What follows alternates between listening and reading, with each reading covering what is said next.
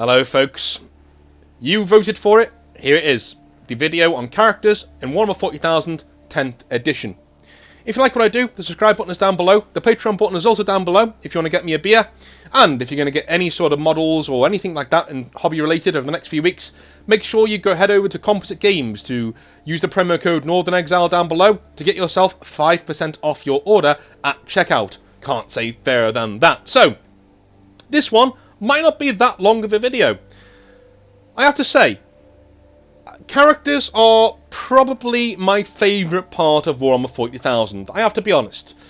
I'm a bit biased in that way. Simply because, in all honesty guys, I just think the narratives of 40k are where the actual meat and potatoes of the setting is. I don't think it's in rules, I don't think it's in the game itself or the painting or anything like that. I think the world and the narrative is what it is. There's a very good reason why the tagline that Games Workshop were trying to run with for quite a long time was "Welcome to our worlds." That's because they want their settings to stand on their own as huge properties a la Marvel and Disney and all these other things. And it has the potential to do that, it really does. Going forwards though, characters may be the most important part of 10th edition, I'll be honest. Because every single time they've gotten this right over the years, it's been a edition definer. And I don't think that they've ever really hit the nail on the head and really hit it out the park when it comes to characters. What edition do you think they've done that in, when they've really taken it apart and done characters really well? Let me know in the comment section down below, but first, let's look at what they said on the 11th of April this month on characters in Warhammer 40,000 10th edition. The big boilerplate is: leaders now join squads to personally deliver powerful boons in the new Warhammer 40,000. I'm not sure how I feel about that, but let's read on to see. Let's give them a chance. The new edition of Warhammer 40,000 is bringing some pretty massive changes to the rules. One of the most eye-catching is the way characters now interact with their subordinates. The powerful aura bonuses that they used to impart on all nearby troops are gone. In almost all cases. Alright, I kind of like that. It was admin. It was admin. We want admin out the game. Like knowing where, measuring every single second where your commander is to see who gets a benefit and who doesn't from his aura is irritating. It's just busy work. No one wants to do it in a game. These effects were powerful, but the potential to stack them up made balancing the game tricky. That's also true. That is also true. I'm more of the time-consuming part. Who is in my... I want to be able to use my army with a freedom of movement, and a freedom of expression. I can't express myself if everybody needs to stay within 6 inches of this lieutenant to get a certain bonus. That sucks. So now, rather than handing out rerolls to anyone in earshot, your heroes now join a single squad and act as one cohesive unit.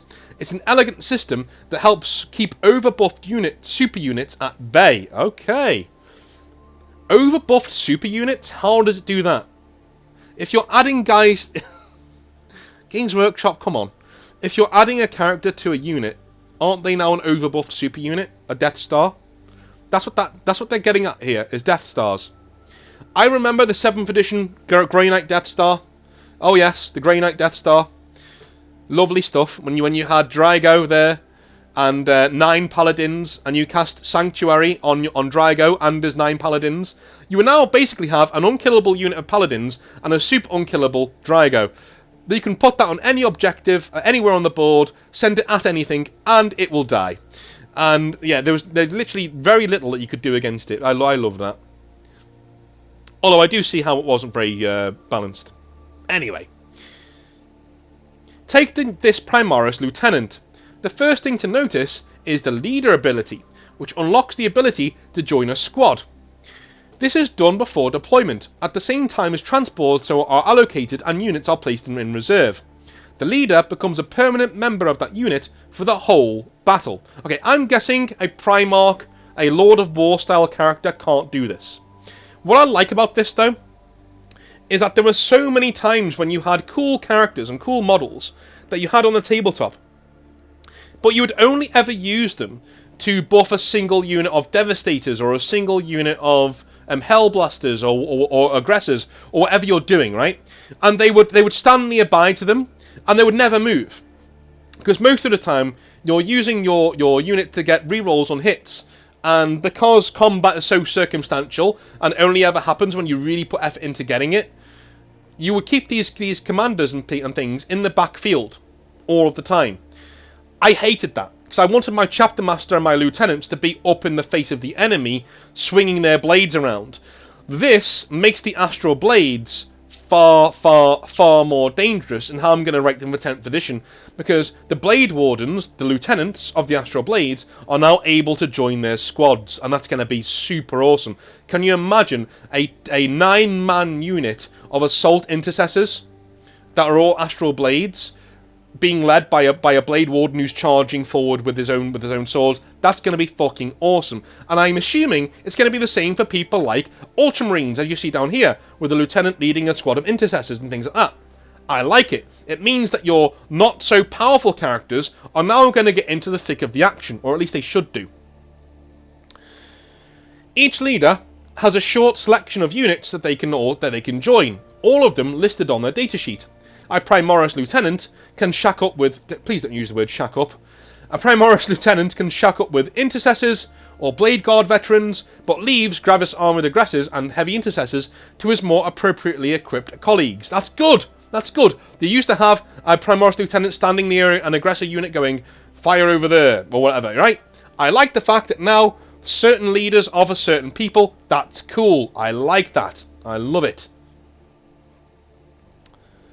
His Tactical Precision ability grants his subordinates lethal hits, a core ability that makes critical hits, the new term for an unmodified roll of a 6, on a to-hit roll, automatically wound their target. Wonderful, nice, simple, and a lot of these rules, I'm sure you're noticing, they either interlock or they're very similar, right? So that it's easier to remember. The lethal hits, it's a blanket rule that everybody gets access to in certain combinations. I love that. That's great. Most of the time, only one leader can join each unit, but as you can see, the lieutenant is an exception and can join the same squad as a superior captain. Plenty of factions have similar low-ranked support leaders, from Biophagus surgeons to warlock battle psychers. The old look out sir rule has also been devolved into this new system. Your leader is kept safe by their bodyguards and can usually be targeted only when everybody else in the squad has breathed their last. Or is dead, basically. I'm assuming that asterisk is there because we have sniper abilities and other abilities that can pinpoint a character out of a unit. That would be pretty cool. Vindicare Assassins, I'm looking at you. Not all characters possess the leader ability, however. Independent sorts may instead have the Lone Operative ability, which means they can't be targeted by range attacks unless the attacker is within 12 inches of them. This potent defensive trait is common amongst the stealthier specialists of the 41st millennium, such as Vindicare Assassins or Commando Shadow Sun. Wow, that is a huge buff. That is a huge buff. I might have to take a Vindicare Assassin now. That is a huge buff. They literally can't be targeted by anything that's not within 12 inches of them. That's amazing. Because literally they're just lying there in the underbrush, right? Yeah. Why would an entire unit of Devastators be able to shoot at him from across the field? That's true. That's true. They have bigger things to think about than one lone sniper. That is awesome though, man. I love that. The Vindicare Assassins are lethal, if that is the case. Shadow Sun as well. Shadow Sun's rules. I mean, Shadow Sun caught... Oh my god, yeah. That is a powerful character. I love the fact that the rules, though, are meandering in different ways for different people. That's fantastic. Some characters only gain the Lone Operative ability when taking shelter near an appropriate unit, such as when Ironfather Pharos is working on an allied vehicle, or Lionel Johnson is near a unit of Adeptus Astartes infantry. Alright, so if Lionel Johnson is near infantry squads he becomes a lone operative and can only be targeted if he's the closest unit within 12 inches of somebody shooting at him. Okay, right, that's how it's going to work for Primarchs, I'm guessing. I'm guessing this isn't just Lionel Johnson's rule. I'm guessing all Primarchs will only be able to be targeted by things like las cannons and plasma cannons and other big beasties when they're the closest thing to that unit. That also buffs them up a lot. I'm seeing that characters are going to be a big part of the meta going forward. I hate to use the word meta because I want the game to be as balanced as possible. I don't want it to have a meta, you know what I mean? I want all sorts of rules and tactics to be viable. But I'm guessing characters may be a big part of how cool 10th edition is going to be going forwards. That's awesome. Such heroes tend to benefit from their comrades without leading them, perhaps through aura abilities that boost nearby allies. All this talk of defensive boons highlights one of the core aims of the new edition, making hardy units feel appropriately tough on the battlefield. This is most evident with vehicles. So, if you want to see that sort of punishment, your tanks can... Okay, so this is going to be... That's the vehicle thing later this week. 10th edition is turning out to be a really, really, really interesting thing. I'm liking it. I'm really, really liking it. I want to take a quick look. Warhammer Fest is very soon, by the way, this weekend. That's pretty cool. I want to take a quick look at some of the other things that may turn how characters can work. That's the weapon lethality. I know I was going to do this next week, but I just want to have a quick look at it now. The weapon lethality. Just have a little look at what certain weapons can take down vehicles and these really powerful characters. Okay? So, up until now, your guns were divided into several categories: heavy, rapid fire, assault, and so on. In the new edition, these classifications become weapon abilities. This change allows weapons to behave in more varied ways than before, without decreasing the number of rules you need to learn. Without increasing the number of rules you need to learn. A bolt rifle has both assault and heavy abilities, for instance, meaning it can be fired on the move or braced for extra accuracy as needed. Love that. Love that. That's becoming a really cool thing. The flexibility is perfect for representing auto and stalker bolt rifles, which are now streamlined into the same weapon profile. All intercessors just have bolt rifles, which you can build with whatever scopes or magazines you please. Lovely, brilliant. It takes the WYSIWYG nonsense out as well, which means that, hey, you can do whatever you want. Your units and your bolt rifles can now fire on different modes. I love that. That's great. Again, simplifying down the rules, making things more coherent, and making it actually make sense. If you're firing on the move, you know, you're going to be wanting to just rapid fire as you're going. But if you want to take heavy sniper shots with your bolt rifle, you're going to have to stop. Love it. Excellent stuff. Excellent stuff. Alright. The core rules include a variety of other weapon abilities, which tie together similar effects found across factions. Weapons that shred through armour on lucky rolls now share the devastating wounds ability instead. This allows them to dish out mortal wounds on a critical wound. That's an unmodified wound roll of 6. We've seen that before. Pretty cool stuff. I love the iron colour on this Terminator, by the way. Even the new Terminator Squad's assault cannons is getting in on the action. It has devastating wounds? Fuck, okay. Wow, that's cool. That is cool. That's awesome. Wow. So an unmodified roll of a 6. It has an automatic wound profile. That's pretty devastating. I'm not gonna lie. Okay, so things are getting a bit more beefy as we're going along. One thing that we've seen is that we really need to make sure that as we see characters getting more hard to kill, as we see vehicles getting harder and harder to kill, we need to see that weapons are keeping up somewhat with that advancing meta. I have a funny feeling we won't be seeing balance for very long, and that's that a lot of these weapons are going to get extremely powerful to be able to deal with these units. You can't please everybody at once. if you want to have a realistically timed and done game, unfortunately. Certain weapons are going to melt through certain units. As long as Games Workshop embrace that and try to mitigate that as much as they can, we're on to a winner. Almost all weapons have their core statistics changed to help pull their weight in this new, more durable edition. Especially those designed to tackle vehicles. Okay, we literally said this in our vehicle video. We wanted to make sure that weapons are going to be able to punch through vehicles at a reliable rate, as long as they're specialised to do that one thing. Okay? Vehicles shouldn't be dying, for instance, to mass bolter fire. Shouldn't be happening. But melter shots, 5 melters in a squad, should be decimating a vehicle if you're allowed to shoot at it. You'll generally find that most guns have not increased in strength, but have often lost 1 or 2 pips of armor penetration, which basically means that I think that means that they're better at armor penetration. Let's get into it. What this means in practice is that small arms and unit special weapons will still work against enemy infantry, but you'll really want to include some dedicated anti-tank or tackle enemy armor. The age of plasma kills everything, for instance, is over. Okay, I love that. That's cool. The melter rifle, for example, gains a bump in strength and the melter rule to boost damage at short range, while the Hammerhead's infamous railgun soars to strength 20. Oh my god. Jeez. Right, weapons with melter X in their profile are known as melter weapons.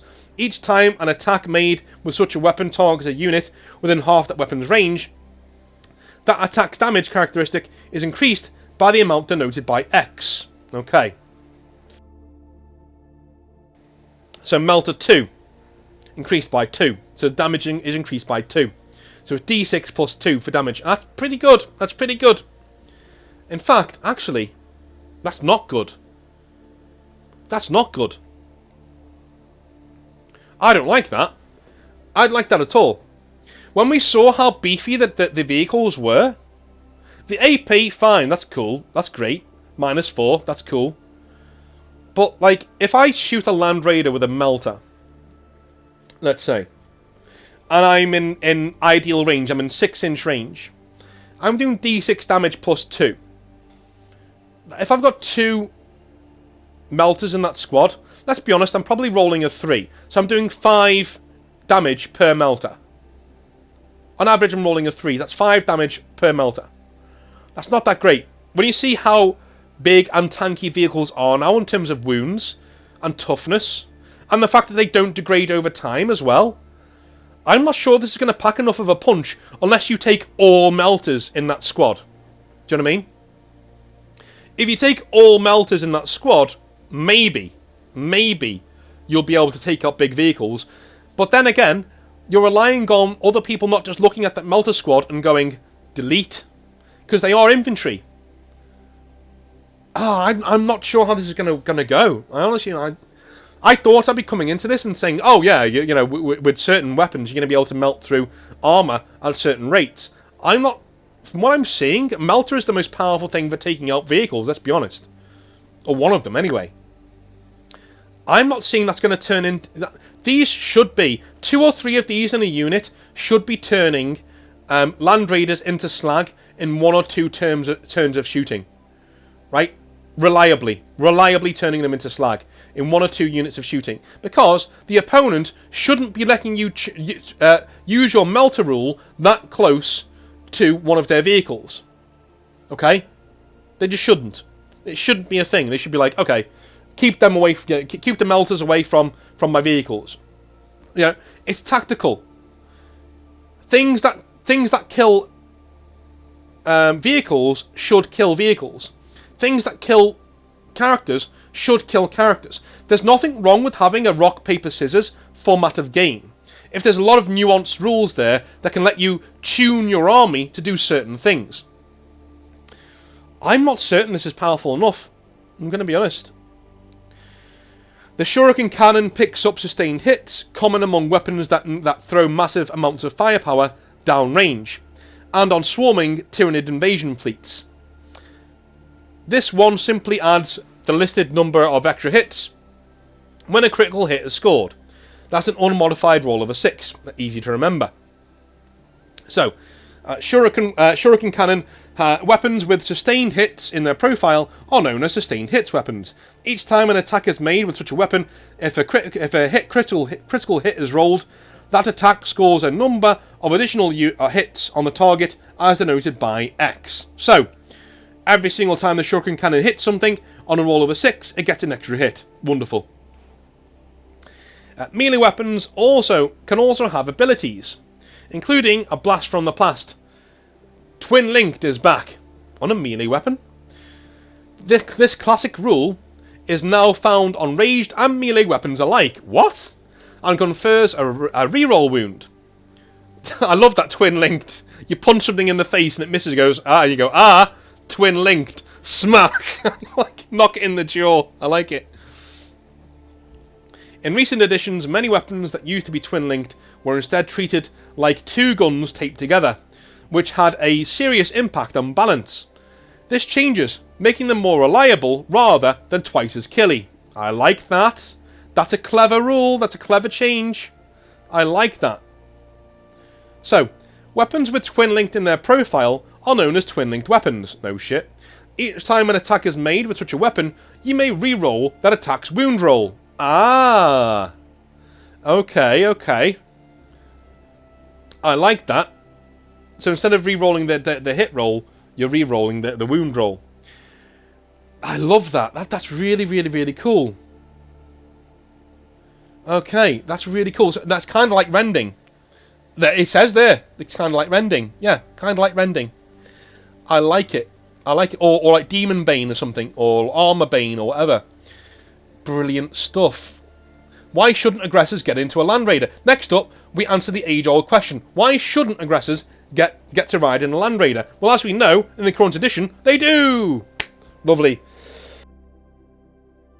So, I like these rules for the most part. The one bit I'm seeing that I'm really not pleased with, I still think for the most part, characters and vehicles will not take that much damage from circumstantial weapons like melter rifles, right? These are expensive weapons and they're designed to do one thing: kill vehicles. If your weapon is designed to do one thing, it should do that thing reliably in a game of 40k in 1 or 2 turns, in 1 or 2 rounds of its specialised thing. So if you have a unit of Khorne Berserkers who are really good at taking down really big units like Blade Guard veterans, they should be able to do that if they get the charge within 1 or 2 fight phases and charge phases, right? A melter rifle, a unit of melters, should be able to turn a vehicle to slag, a heavy vehicle to slag, not just a lemon rust, a heavy vehicle to slag, in 1 or 2 combat rounds, in shooting rounds. And what I mean by that is, not a unit of 5 melters, because that's really expensive in terms of points. What I mean is, a unit with 1 or 2 melters in the squad should be able to turn something like a Land Raider to slag in 1 or 2 turns, because, as Games Workshop have already said, now, vehicles don't degrade over time. The problem with vehicles last time is, you would have 1 or 2 melters, they would fire at something like a Land Raider, they would nearly cripple it, so the Land Raider can't even drive away to get out of range of those guns on the next turn, right? Now they can. Now they don't really degrade, they can continue driving on as far as they want. So your melter rifle should be able to take down a Land Raider within 1 or 2 turns of shooting. It should give your opponent something to think about, and I don't think this does in how it's written right now. I haven't played these rules yet, but this is just how I'm reading them. And I'm thinking as well, this might be across the board for things like characters, because not only do you have to be within 12 inches of character to even target the bugger, but now things like Shuriken Cannons and your normal weapons aren't really putting a punch in them, because 1, 90% of the time they can't even target them, and 2, when they do, they don't really pack the punch that's going to allow them to batter through all of those armor saves and wounds. I'm not sure if the weapons have kept up, you know. I think the arms race is very armor intensive. I mean, I may be reading these wrong. Or maybe they've got something up their sleeve that they haven't shown us. I don't know. What do you guys think? I know I did two videos in one today, but you know, I felt like I wanted to do a Do for McTooth. I wanted to treat you today for supporting the channel this week. Thank you so much for doing that. Anyway, love you all long time. What do you guys think about characters and weapons? Do you think they're keeping up? Are they not keeping up? Let me know in the comment section down below. I will speak to you next time. Have a wonderful rest of your day, and I'll see you soon. Bye.